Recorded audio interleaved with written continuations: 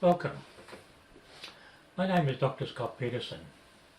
My field of study is medical sciences, medical nutrition, genetics, organic chemistry, immunobiology, pharmacology and forensic chemistry. Today I've been asked, why is supplementation important for longevity in today's world? Living the full life of your cells. My clients have asked me to elaborate on 6 questions. Why is supplementation important for longevity in today's world? What is NAD and why do we need NAD? What is NMN and why is it such an important supplement? What is glutathione?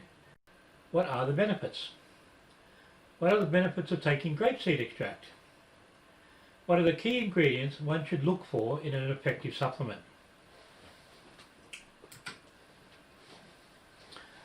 Supplementation is adding to your diet the things that cannot be naturally found in your environment.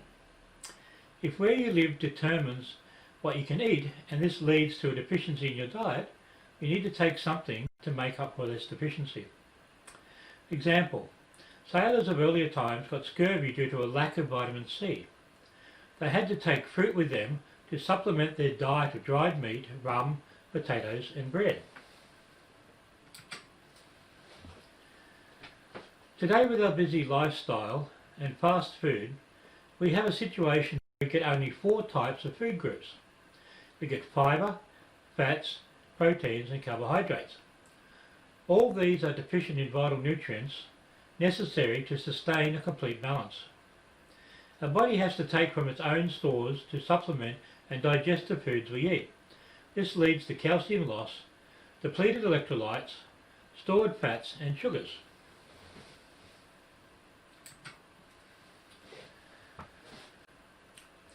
What is NAD?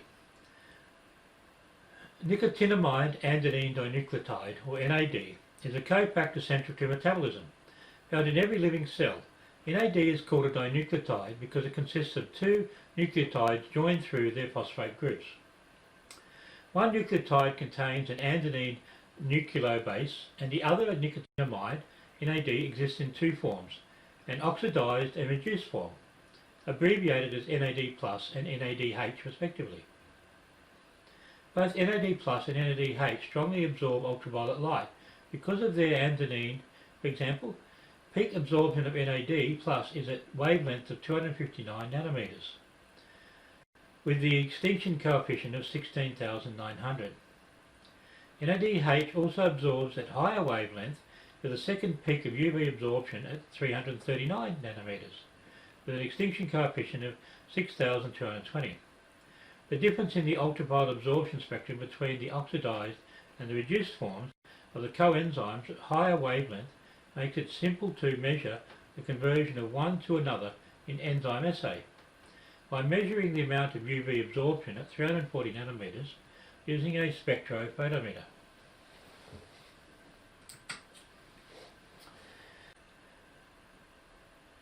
NAD is necessary for the respiratory cycle of cells. Without it, you wouldn't be able to produce any energy, you wouldn't be able to produce any ATP, which is strengthening the cells and providing food for cells and energy. And along with this also includes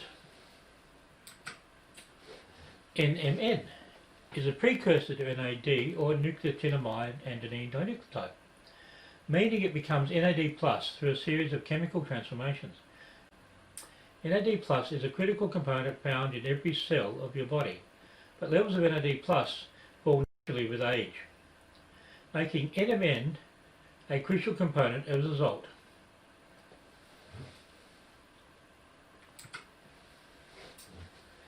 Serotins are a family of proteins that regulate cellular health. Serotins play a key role in regulating cellular homeostasis. Homeostasis involves keeping the cell in balance. However, serotins can only function in the presence of NAD+, nicotinamide adenine dinucleotide, a coenzyme found in all living cells. To find out further information, you can have a look at this book written by David A. Sinclair, PhD. It's called Lifespan, and it says why we age, and why we don't have to. If you use our NMN in the proper way, in the proper balance, we can substitute the NAD and the NAD plus and the NADPH to increase the life cycle of our cells. And increasing the life cycle of our cells increases the lifespan of our cells. Cell life. Our body is made up of millions of cells. Now, the human red blood cells are formed mainly of bone marrow and are believed to have an average lifespan of approximately 120 days. If we do things that shorten the life cycle of these cells, it directly affects our lifespan in years. Thus, if we look after the health of ourselves and stop them from dying at, say, 50, 80 or 95, and we have a continuous growth of cells to 120 days, we have a reduction in our aging processes and we have an expansion in our lifetime. More information on these subjects can be found on Janeway's Immunobiology, the Microbiology of the Cell, Rangendale's Pharmacology and Gray's Anatomy. These are resources used for this information. Glutathione, GSH, is an antioxidant in plants, animals, fungi and some bacteria and arachnia. Glutathione is capable of preventing damage to important cellular components caused by reactive oxygen species such as free radicals, peroxides, lipid peroxides and heavy metals. GSH depletion has been strongly associated with the diseases and loss of function of aging. A representative study of community drilling elderly found that higher glutathione levels were associated with higher levels of physical health, fewer illnesses, and higher levels of self-rated health. As might be expected, then GSH status has been found to parallel telomerase activity, an important indicator in lifespan. This depletion of GSH also shows a progressive loss of mitochondrial function due to the accumulation and damage to mtDNA. Information will be available at the NCBI website as per the link.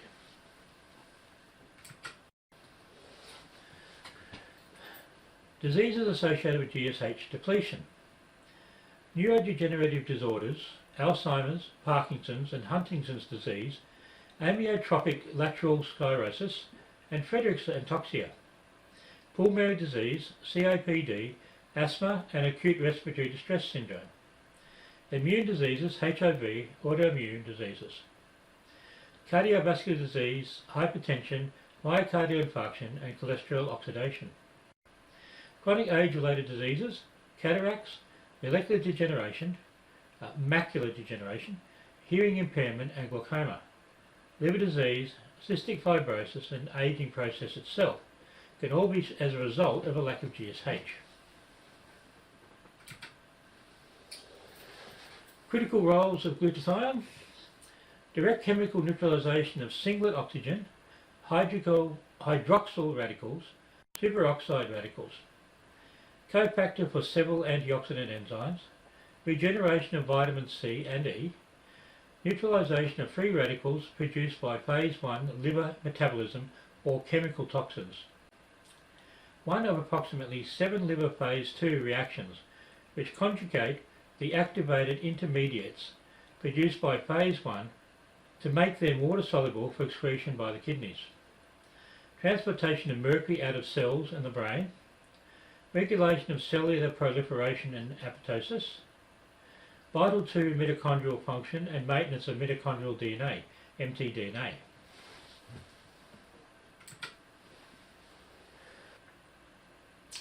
Grapeseed extract.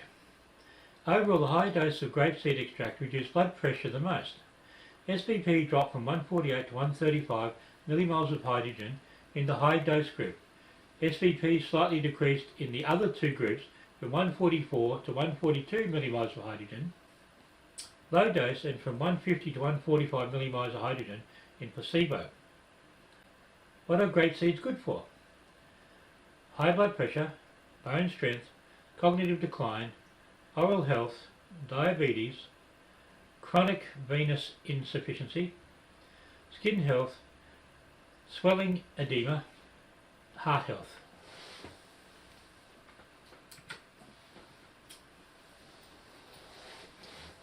How does grapeseed extract work? Healing wounds. Grapeseed extract has the potential to increase the speed that wounds heal. Improving bone strength.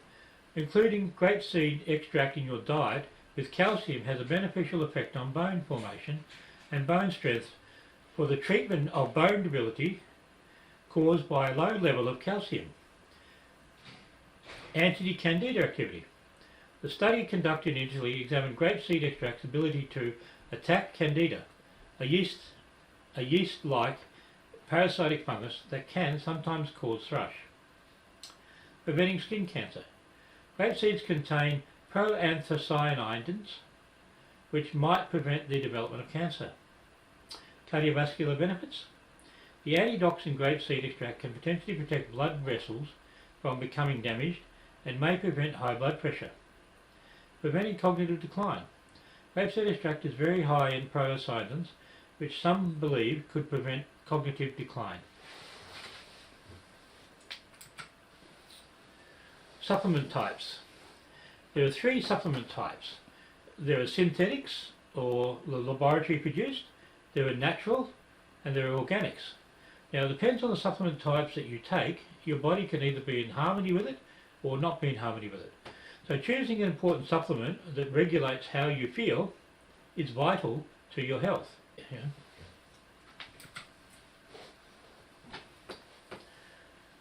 What is an effective supplement? An effective supplement is one that does not take away from the body any of its resources, but adds to them in a symbiotic relationship. What is meant by this? If you drink pure water that is not isotonic, your body has to take salt from your blood plasma to make that water capable of being absorbed. Your body has to take enzymes to digest the food you eat, either as cooked food or as a supplement. This costs the body a lot of natural resources and contributes to the aging process. Effective supplements add life to the body by replacing the lost resources without cost to the body.